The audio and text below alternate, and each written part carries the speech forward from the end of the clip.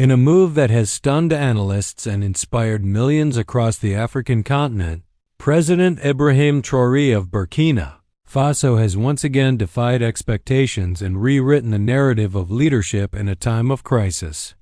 After decisively defeating the militants who have long plagued his nation, Traoré has done something truly unprecedented. He has diverted 8,000 former fighters from the battlefield to the farms. This isn't just a military victory. It's a revolution of purpose. Ibrahim Traoré, the youngest head of state in Africa, has been leading a bold new direction for his country. Rising to power amidst political unrest, he made it clear from day one that his leadership would not follow the same old script. While many leaders doubled down on militarization, he saw something else, a nation that needed food, not just freedom. Security, yes, but also sustainability. The battle against militant groups in Burkina Faso has raged for years. Entire communities have been displaced, agriculture has collapsed in conflict zones, and young men have known nothing but war. But under Traoré's leadership, the tide has turned. Strategic campaigns rooted in both intelligence and ground-level support have led to one of the most successful counterinsurgency operations in the region's recent history. And then, when the world expected further militarization, Traoré shocked everyone. He didn't reinforce his war machine. He dismantled it. Over 8,000 fighters, most of them volunteers who took up arms to defend their communities, were offered a new mission: pick up the plow. With government backing and community coordination, these men are now working the land, reviving farmlands that had been abandoned, feeding their communities, and building a self-reliant agricultural model. It's a bold, strategic shift, one that blends peace-building, economic development, and national healing. What Traoré has done isn't just tactical, it's deeply symbolic. In many countries, former fighters are left adrift after conflict, often turning to crime or becoming destabilizing forces. In Burkina Faso, these fighters are being reabsorbed into the fabric of society with dignity, purpose, and support. Traoré understands that long-term peace does not come from the barrel of a gun but from the strength of a stable, self-sufficient economy. And in a country where agriculture is the backbone of livelihood, returning to the land is more than a job, it's a form of liberation. This redirection of manpower is already showing results. Crops are being planted where bullet shells once fell. Irrigation systems are being built in regions once marred by violence. Entire villages are returning home. Food production has increased in newly secured zones, and there's a renewed sense of hope that peace can actually take root in the soil. And this, more than anything, is why Ibrahim Traoré is being hailed as a new kind of leader for Africa: visionary, courageous, and committed to empowering his people beyond war. His move has not only broken a record in terms of post-conflict demobilization, but it has also sent a message across the continent that African nations can solve African problems in ways that are rooted in community, culture, and compassion. International observers are taking note. NGOs and regional governments are looking to replicate this model in other conflict zones. Instead of foreign intervention, instead of prolonged militarization, Traoré's model offers a different path, one that begins with victory on the battlefield but ends with peace in the fields. Of course, the challenges remain. Infrastructure must be rebuilt, economic support must be sustained, and the social reintegration of fighters will take time. But what Traoré has ignited is more powerful than any single policy. It's a movement to reclaim land from war, to rebuild communities with tools instead of weapons. To show the world that Africa's future does not have to be written by its past. This is not just a story about Burkina Faso. It's about what can happen when a young leader dares to dream differently and has the courage to turn warriors into workers and war zones into breadbaskets. Ibrahim Traoré's name will now be etched in history, not just as a military leader, but as a peacemaker, a record breaker, and a reformer who turned 8,000 fighters into farmers and gave his people a new beginning. And perhaps, through this bold move, he has planted more than crops in the soil of Burkina Faso. He has planted the seeds of a future worth fighting for. After redirecting 8,000 fighters to the farms, President Ibrahim Traoré has once again made international headlines, this time by launching a nationwide youth-led reforestation campaign that is not only transforming the landscape of Burkina Faso but also reshaping the mindset of an entire generation. In what is now being called the Green Horizon Initiative, Traoré has mobilized tens of thousands of young citizens to plant trees across deforested and drought-stricken regions of the country. The project, designed as a nationwide effort to combat desertification, climate change, and food insecurity, is quickly becoming one of the largest ecological restoration programs ever attempted in West Africa. But as always with Traoré, it's not just about the environment, it's about national pride, empowerment, and self-determination. In his speech announcing the initiative, Traoré didn't speak only of trees and soil. He spoke of roots of reconnecting young people to their land, their identity, and their responsibility as caretakers of their country. He emphasized that Burkina Faso, whose name means land of upright people, cannot truly rise unless it is also rooted in something sustainable. And so, school children, university students, ex-combatants, farmers, and even civil servants have taken up the challenge. Across provinces, entire communities are working side by side planting saplings, building water catchments, and learning new sustainable farming techniques. Some are calling it a second independence movement, this time from environmental degradation and dependency on foreign aid. Experts estimate that over 10 million trees will be planted in the next 18 months. But the real transformation is happening within the people. Where there was despair, there is now participation. Where there was division, there is now collaboration. And where there was once scorched earth, hope is beginning to bloom. The Green Horizon Initiative is also creating thousands of jobs in nursery management, ecotourism, sustainable agriculture, and environmental education.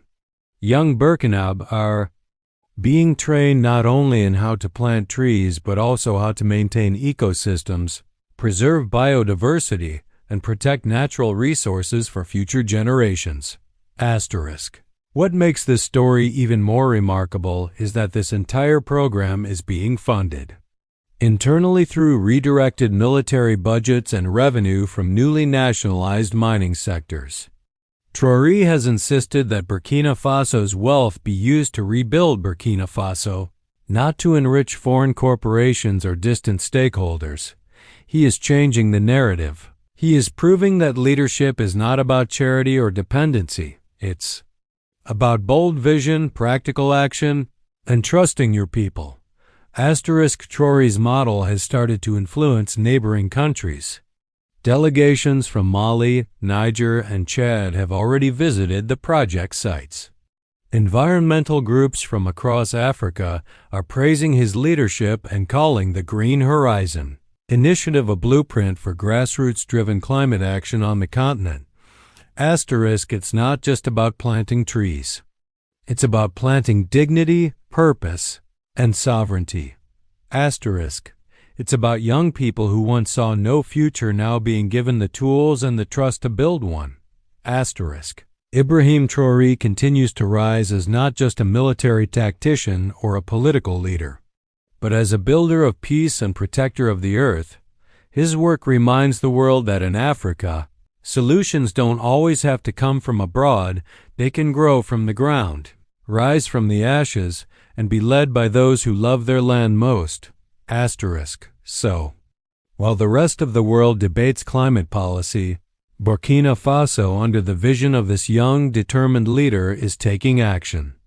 And in the years to come, when forests replace wastelands and rivers run again where they had once dried up, the story of Ibrahim Traoré's reforestation movement will be told as a reminder that even in the face of immense adversity, a single leader with a clear purpose and unwavering love for his people can turn crisis into creation.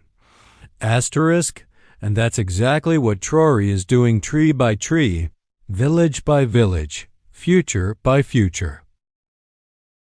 In yet another remarkable step that's shaking the foundations of old colonial systems, President Ibrahim Traoré has officially launched Burkina Faso's Sovereign Education Initiative, a radical reform of the national curriculum aimed at decolonizing education and empowering the next generation with African-centered knowledge, values, and skills. For decades, the youth of Burkina Faso have been taught under a foreign-influenced system, one that prioritized European history over African heroes, glorified imported knowledge while neglecting indigenous wisdom, and prepared students for jobs in foreign NGOs more than building their own communities. But that era is coming to an end. Under Traoré's directive, the new education model will replace outdated colonial syllabi with content rooted in Burkina culture, African heritage, real-world skills, and revolutionary thought. The goal is not just to educate, it's to awaken, to equip, and to empower. Now, students will learn about historical African empires like the Mossi Kingdom, the resistance movements of Thomas Sankara, Patrice Lumumba, and Amilcar Cabral, and the spiritual, scientific, and agricultural systems that sustained the continent for millennia before colonization. Subjects like farming technology, ecological stewardship, entrepreneurship, traditional medicine, self-defense, and national service will be mandatory at secondary and higher education levels. This curriculum is being rolled out not only in urban schools, but also in rural areas where access to education has historically been poor. To implement this, the government is recruiting thousands of new teachers, not just degree holders, but also skilled elders, artisans, and historians who carry oral traditions and indigenous knowledge systems. Traoré believes that learning must not be limited to textbooks, it must be drawn from the soil. The Stories on the Soul of Africa. One of the most groundbreaking aspects of this reform is the Youth for Nation program, a mandatory final-year civic immersion for all university students. Instead of interning at foreign companies or sitting through long theory classes, students will spend their last academic semester working directly with communities, building infrastructure, training youth, researching solutions for local problems, or even teaching in under-resourced schools. This move has garnered praise across the continent, with many saying it mirrors the visionary educational reforms once pursued by Thomas Sankara, Traoré's political and philosophical hero. But Traoré is not just imitating Sankara's legacy, he is building upon it, adapting it to the 21st century with digital learning, local language apps, and community-led school boards. Critics, especially from international institutions, have raised concerns fearing that this shift could isolate Burkina Faso from global academic standards. But Traoré has been clear. The aim is not isolation, it's liberation. He argues that a truly sovereign nation must teach its children who they are, where they come from, and what they are capable of becoming. Already, students are reporting a renewed sense of pride. Parents speak of their children coming home curious about African inventors, eager to practice sustainable farming, and asking deep questions about Burkina Faso's place in the world. Asterisk. This is education that doesn't just feed the brain, it feeds the heart, the hands, and the spirit. Asterisk through the Sovereign Education Initiative. Traore is sending a powerful message. The fight for freedom doesn't end on the battlefield. It continues in the classroom. And the real revolution begins in the minds of the youth. Asterisk, by transforming education from a colonial legacy into a national treasure, Traore is laying the foundation for something far greater than economic growth or political power. He is cultivating consciousness. Asterisk, and with that, he is proving once again that Africa's renaissance will not come from copying others, but from remembering itself. This is more than policy. It is history being rewritten from the ground up. Asterisk, and once again, it is Ibrahim Traoré who holds the pen. Asterisk, in a move that has drawn admiration from both regional allies and grassroots activists, President Ibrahim Traoré has launched the Gold for the People initiative, a bold national campaign to reclaim Burkina Faso's vast mineral wealth, starting with the gold mines. Asterisk, for years, Burkina Faso has been rich in natural resources but poor in benefit. Multinational corporations and foreign entities have extracted billions of dollars worth of gold from the country, often under exploitative contracts that left local communities impoverished and workers underpaid. The land was scarred, the rivers polluted, and yet the people living closest to these resources remained among the poorest in the nation. Asterisk. President Traoré decided that this injustice could no longer continue. Asterisk, in an unprecedented and courageous decision, his government began reviewing and canceling all unfair mining agreements signed during previous administrations, particularly those that handed over majority control to foreign entities without reinvestment in local development. Several international companies have already been ordered to either renegotiate their contracts under fairer terms or cease operations entirely. Asterisk, but Traoré didn't stop there. Asterisk, he announced the nationalization of key gold mines, placing them under public ownership and management by newly formed local cooperatives and a state-owned mining company. The revenue generated from these reclaimed mines is now being funneled directly into national development programs funding rural electrification, healthcare, free school meals, clean water projects, and agricultural subsidies. Asterisk, it's a redistribution of wealth unlike anything Burkina Faso has seen in its modern history. Asterisk, the impact is already visible. Villages once coated in dust from mining trucks now boast clean wells and solar-powered clinics.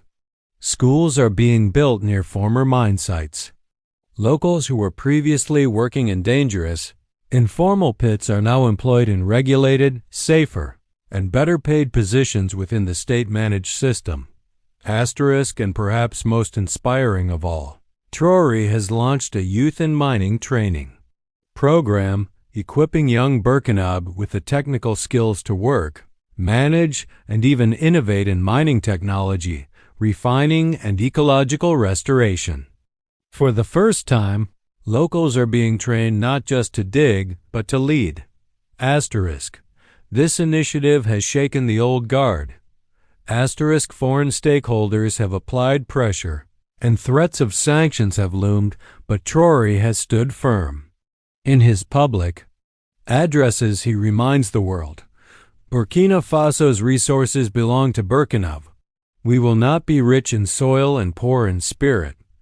We will not allow gold to be a curse. It must be a blessing. Asterisk, he has also emphasized environmental sustainability, mandating strict ecological rehabilitation for any mining operation, public or private, and pledging that the mistakes of the past will not be repeated under his watch. Asterisk. Neighboring countries, including Mali and Niger, have expressed interest in following a similar path. African economists are calling this the start of a mineral sovereignty movement, where nations stop handing over their wealth for pennies on the dollar and instead use it as a tool for self-development. but for Traore.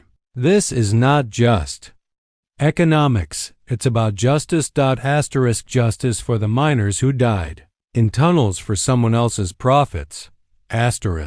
Justice for the children who drank poisoned water while foreign boardrooms celebrated record quarters. Justice for a country that has waited too long to stand up and say, enough. With the Gold for the People initiative, Traore is not only reclaiming physical resources, he's reclaiming dignity, control, and the right of a nation to determine its own future.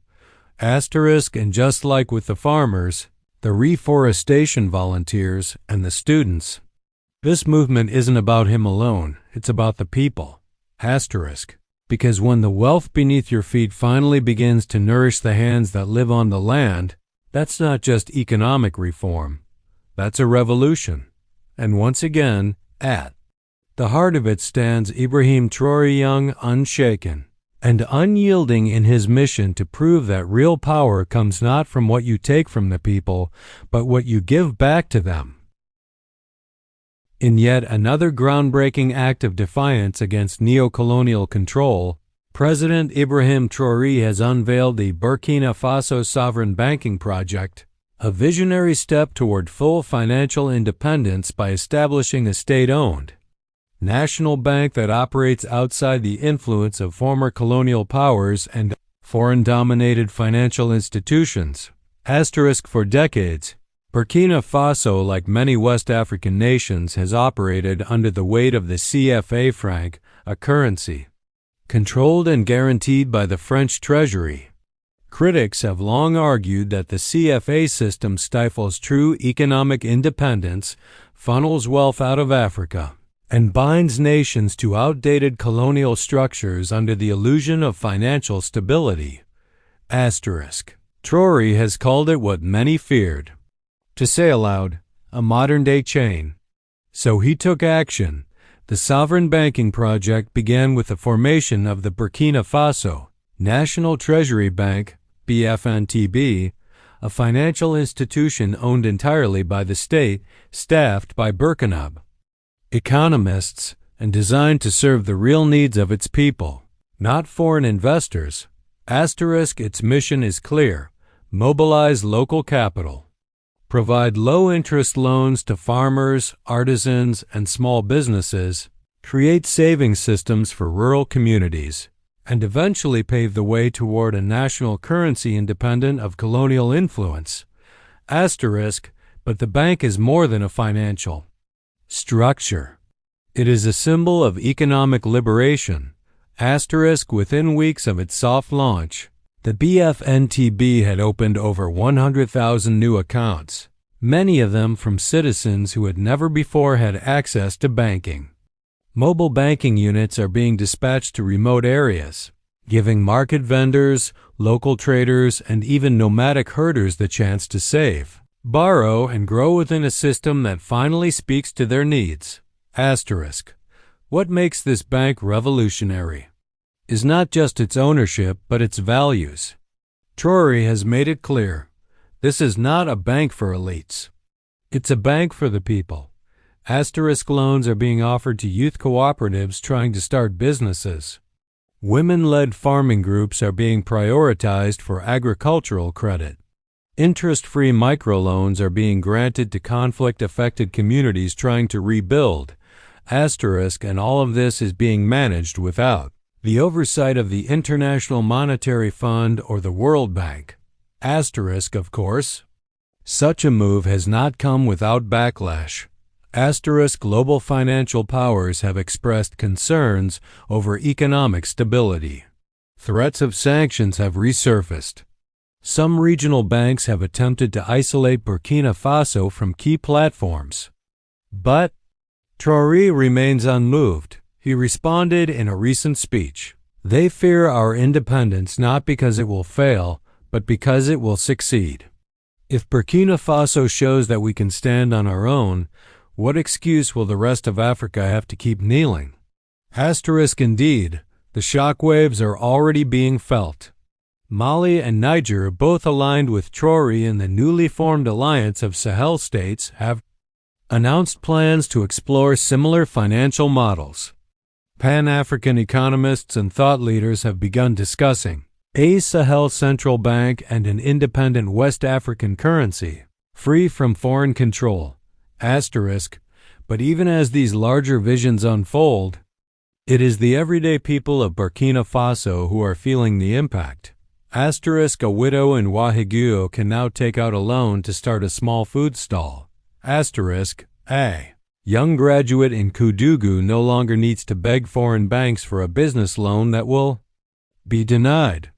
A farmer in Dori now has a savings account and no longer hides his earnings under the floorboards. This is economic empowerment in its purest form. Ibrahim Traoré understands that political sovereignty without financial sovereignty is a mirage. That's why for him, this bank is not a side project. It's a pillar of the new Burkina Faso. A Burkina Faso that owns its wealth, controls its future, and answers to no one but its people. So while the world debates interest rates and foreign aid packages, Traoré is quietly building the infrastructure for true independence, one savings account, one community loan, one liberated soul at a time. Because in the end, the real revolution isn't just in the streets. It's in the banks. It's in the books. It's in the hearts of a people who finally believe that their future is theirs to own. And once again, leading that belief is the man who dared to say enough and meant it. Ibrahim Traoré. After reclaiming the land, the mines, the schools, and the banks, President Ibrahim Traoré has now turned his attention to something far more critical, yet long neglected healthcare. In a bold new program known as the Health is Freedom Initiative. Traoré has launched an aggressive nationwide overhaul of Burkina Faso's healthcare system, aiming to make free and universal primary care a constitutional right, not a privilege. For years, access to quality healthcare in Burkina Faso has been limited to the wealthy or those in urban centers. In rural villages, a single clinic often served tens of thousands, with overworked nurses, no doctors, and medicine that ran out before the end of each month. Women gave birth on dirt floors. Children died from preventable diseases, and the elderly had to choose between food and medicine. Traoré saw this not just as a health crisis, but as a violation of basic human dignity. So he acted. The first phase of the Health is Freedom initiative began with the construction of over 150 new community health centers across rural provinces, each equipped with solar power, clean water, and a stocked pharmacy. These facilities are staffed by a combination of newly trained local healthcare workers and returning diaspora doctors who answered Traoré's call to come home and serve. To attract talent, the government introduced a patriotic medical service scholarship program. Thousands of young students now receive fully funded medical and nursing education on the condition they serve their communities for a minimum of 5 years after graduation. But the most revolutionary part of this plan, healthcare is now free for all children, pregnant women, the elderly, and the poor. This policy, funded entirely by the state thanks in part to revenues redirected from nationalized gold mines, is already saving lives. In villages like Kaya and Tenkodogo, maternal deaths have plummeted. Mobile medical units now reach nomadic tribes. Telemedicine hubs are being piloted in schools and community halls, connecting remote areas to doctors in Ouagadougou in real time. And traditional healers long excluded from the system are now being trained and integrated to offer culturally grounded care alongside modern treatments. Traoré isn't just copying Western models. He is building a Burkina model rooted in solidarity, sustainability, and sovereignty.